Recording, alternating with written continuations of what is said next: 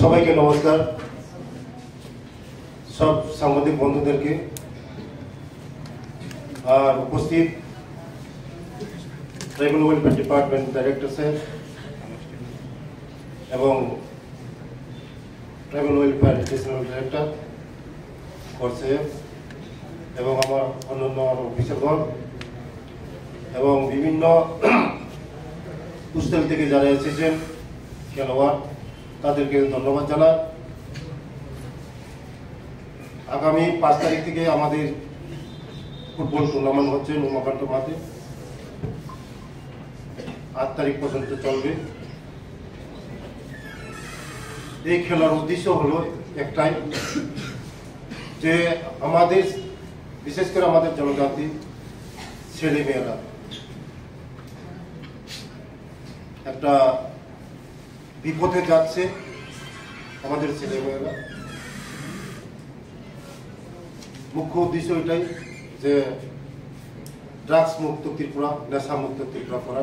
আমাদের এই রাজ্যের জনপ্রিয় মুখ্যমন্ত্রী প্রফেসর ডক্টর মানিক সাহের নেতৃত্বে এই স্লোগানটা নিয়ে আমরা চলছি। আগামী দিন আমরা চাইব যে আমাদের ত্রিপুরা রাজ্যকে ড্রাগস মুক্ত ত্রিপুরা করা এবং নেশা মুক্ত ত্রিপুরা করা। এর মধ্যে বেশিরভাগ দেখা যাচ্ছে যে আমাদের জনজাতি ট্রাইবেলরা, বিশেষ করে আমাদের প্রতি যুবক যুবতী, তারা বিভিন্ন নেশা সেবন করছে, ড্রাগস সেবন করছে। তার থেকে মুক্তি পাওয়ার জন্যই আজকে আমাদের এই খেলা। কারণ যে ছেলেমেয়েরা খেলার মধ্যে নেশা হয়, এই ছেলেমেয়েদের এই নেশা থেকে আমরা মুক্তি দিতে পারি।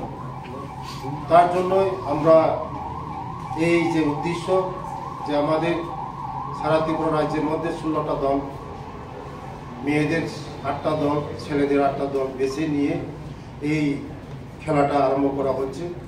আগামী দিন আমরা চাই যে এই ছেলেমেয়েরাই ন্যাশনাল খেলবে এবং ভালো প্লেয়ার হবে, আমাদের ত্রিপুরা রাজ্যের নাম উজ্জ্বল করবে ওরা।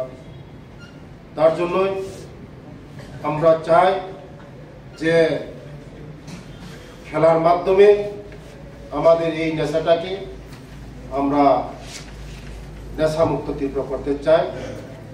তার জন্য যে উদ্দেশ্যটা নিয়ে আমরা করছি, এই উদ্দেশ্যটা সবাই যদি আমরা সাহায্য করি, আমাদের সরকারের পক্ষে সরকারের পক্ষে সম্ভব না। আপনারা সবাই যারা আমাদের নাগরিক, ত্রিপুরার নাগরিক, সবাই যদি আমাদেরকে সরকারকে সাহায্য করেন, আমরা আমাদের এই ত্রিপুরা রাজ্যকে, আমাদের রাজ্যের জনপ্রিয় মুখ্যমন্ত্রীর যে স্লোগানটা, আমরা এই সাকসেস করতে পারবো। নাহলে আমরা কোনোদিন সাকসেস করতে পারবো না।